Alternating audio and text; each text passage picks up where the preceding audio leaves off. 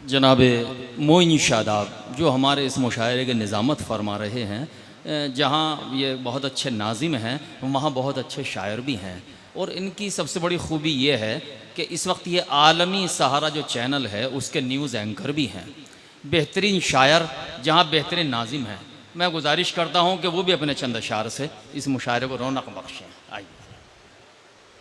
अच्छा अच्छा, हाँ हाँ। तो जिस तरह मैंने अर्ज़ किया कि कुछ इंतशार भी होगा, इतना समातें भी उनकी भी एक हद होती है कि कितना सुन सकती हैं। एक मुशायरा तो वो था जो हाशिम साहब से पहले हुआ, एक पूरा मुशायरा हाशिम भाई ने कर दिया। तो मैं चाहता हूँ कि एक फिलर के तौर पे तब तक ये मजमा उस कैफियत में आ सके कि मैं अपने किसी मोहतरम शायर को आवाज़ दूँ, जो चंद शेर पेश कर देता हूँ। मुझे कोई शिकवा नहीं कि कुछ दाद मिले ना मिले, इसलिए कि मैं ये समझता हूँ कि जो हज़ारों का मजमा होता है इसमें कुछ लोग दरमियान में ऐसे बैठे होते हैं, चाहे वो 10 लोग, 20 लोग, 100 लोग हों, कि जो शायरी के सच्चे कदरदान होते हैं और घर जाकर उनको महसूस होता है कि शायरी हमारा तन्हाई में साथ दे रही है। यहाँ से अपनी बात शुरू करता हूँ। सियासी रहनुमाओं पर बहुत सी शायरी होती है, हाशिम भाई ने बहुत से शेर पढ़े। मैं गज़ल के अंदाज में एक मतला आपकी खिदमत में पेश करता हूँ। अर्ज़ करता हूँ कि सदियों में दो चार ही रहबर होते हैं, सदियों में दो चार ही रहबर होते हैं, बाकी सब स्पीड ब्रेकर होते हैं। सदियों में दो चार ही रहबर होते हैं, बाकी सब स्पीड ब्रेकर होते हैं। धीरे धीरे आप आ जाएंगे वहाँ तक। एक 4 मिसरे पेश करना चाहता हूँ। वो जो दर्द बयान किया अभी हाशिम साहब ने, उससे पहले बहुत से शोरा ने दर्द बयान किया, मसाइल पेश किए गए। मैंने उस मसले की जड़ में पहुँचने की कोशिश की है। पेश करता हूँ। अर्ज़ करता हूँ कि सांप जब तक आस्तीनों के न मारे जाएंगे, सांप जब तक आस्तीनों के न मारे जाएंगे, हौसला कितना भी हो हम जंग हारे जाएंगे। सांप जब तक आस्तीनों के न मारे जाएंगे, हौसला कितना भी हो हम जंग हारे जाएंगे। और दुश्मनों से मार का आराई होगी बाद में, दुश्मनों से मार का आराई होगी बाद में, पहले घर के भेदियों के सर उतारे जाएंगे।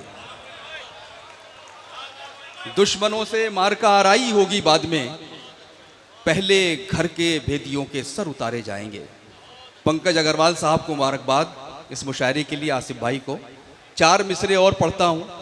अर्ज़ करता हूँ कि एक बड़ी अक़लियत हिंदुस्तान की क्या मुतालबा करती है साहिबान इक़्तिदार से, इन 4 मिसरों में पेश करता हूँ।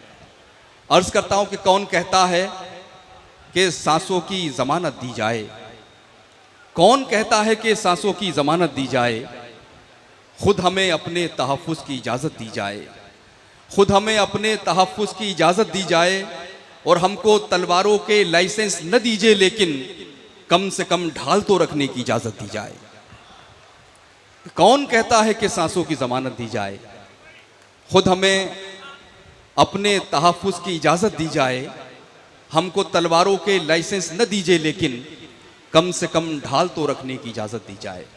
4 मिसरे और पढ़ता हूँ। अभी मजमे में इंतशार बाकी है। जब तक पढ़ता रहूँगा, जब तक ये मजमा पुरसकून नहीं हो जाएगा। आप दाद दें या न दें, ये मेरी जिम्मेदारी है कि शोरा को मैं अच्छे माहौल में पेश कर सकूँ। अर्ज़ करता हूँ, तमाम प्रशासन के लोग यहाँ पर, अमित सिंह साहब भी तशरीफ़ रखते हैं, ADM सिटी साहब, बहुत ही अदब नवाज। 4 मिसरे पढ़ता हूँ। अर्ज़ कहता हूँ कि उदास झीलों में महताब डाल देता है, उदास झीलों में महताब डाल देता है, वो मेरी आंखों में कुछ ख्वाब डाल देता है, वो मेरी आंखों में कुछ ख्वाब डाल देता है। अब तक मैंने आपसे दाद नहीं मांगी थी, लेकिन अब मैं आपसे गुजारिश करता हूँ कि शामिल होइए इस शेर में जो मैं आज के स्टेज से पढ़ना चाहता हूँ। आज आप टीवी खोलिए, अखबार उठाइए, सोशल मीडिया पर जाइए, हर लम्हा कोई ऐसा बयान आ जाता है, कोई ऐसी घटना हो जाती है, कोई कुछ ऐसा बोल देता है, हमें लगता है कि हम लोग आपस में लड़ क्यों नहीं रहे हैं। लेकिन मैंने जिस तरह अर्ज़ किया था कि हिंदुस्तान मोहब्बतों की सरज़मीन है, ये नफ़रतों को बर्दाश्त नहीं करती है। उन ताकतों के नाम जो हिंदुस्तान के अमन को नुकसान पहुंचाना चाहते हैं, ये शेर आपकी नज़र कर रहा हूँ। अर्ज़ करता हूँ कि उदास झीलों में महताब डाल देता है, वो मेरी आंखों में कुछ ख्वाब डाल देता है। और शेर ये कहा है कि ये किसकी सांसों को खुशबू गरां गुजरती है, ये किसकी सांसों को खुशबू गरां गुजरती है, ये कौन गमलों में तेजाब डाल देता है। ये किसकी सांसों को, एक बार सब बजाएं ताली तो मुझे लगे कि आप आ रहे हैं मां मुशायरे में। ये किसकी सांसों को खुशबू गरां गुजरती है, ये कौन गमलों में तेजाब डाल देता है। एक मतला और पढ़ता हूँ, अर्ज करता हूँ बहुत शुक्रिया कि आपके साथ ये बर्ताव भी हो सकता है। हाशिम भाई चले गए, आपकी नज़र कर रहा हूँ शेर, बहुत देर तक उन्होंने अच्छी अच्छी बातें की। अर्ज करता हूँ कि आपके साथ ये बर्ताव भी हो सकता है, सच अगर बोले तो पथराव भी हो सकता है। आपके साथ ये बर्ताव भी हो सकता है, सच अगर बोले तो पथराव भी हो सकता है।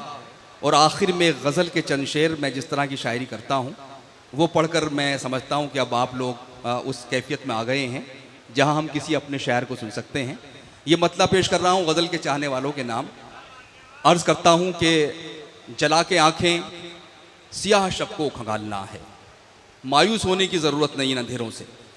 अर्ज़ करता हूँ कि जला के आँखें सियाह शब को खंगालना है, इसी अंधेरे से हमको सूरज निकालना है। जला के आँखें सियाह शब को खंगालना है, इसी अंधेरे से हमको सूरज निकालना है।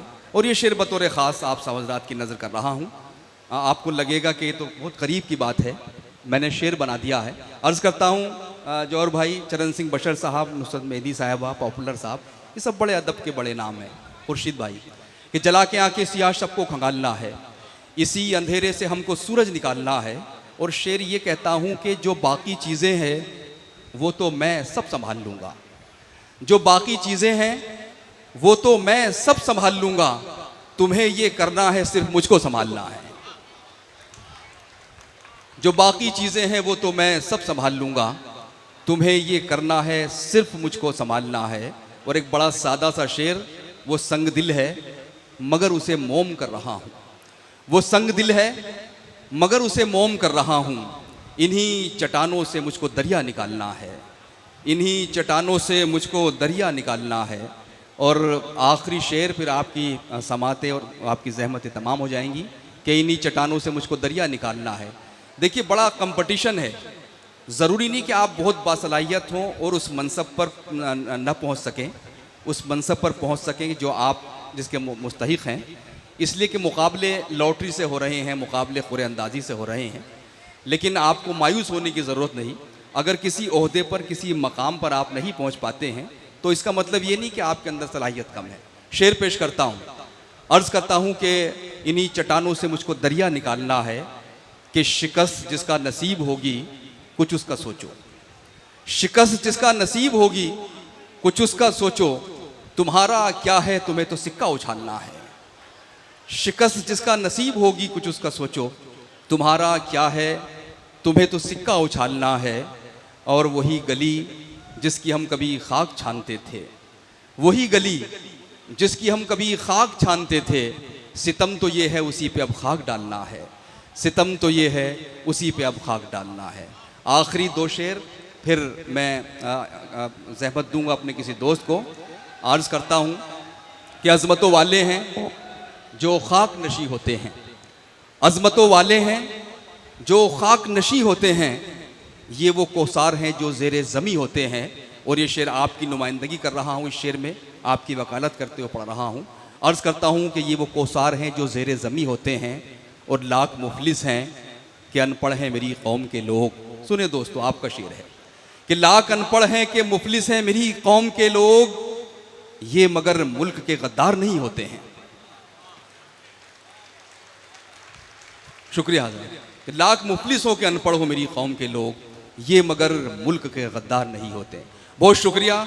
मुझे बस उतने वक्त तक पढ़ना था जब मुझे लगे कि जो लोग जाने आने वाले हैं वो निकल जाएं, ताकि मुनासिब नहीं होता कि उस वक्त किसी शायर को ज़हमत सुखन दी जाए। शायरी पर दाद बहुत सी जगहों पर ली जा सकती है, हम बहुत मुशायरे पढ़ते हैं, बड़े ख़वास के भी और आवाम के भी, लेकिन ज़रूरी नहीं कि हर जगह हम दाद का ही तकाजा करें।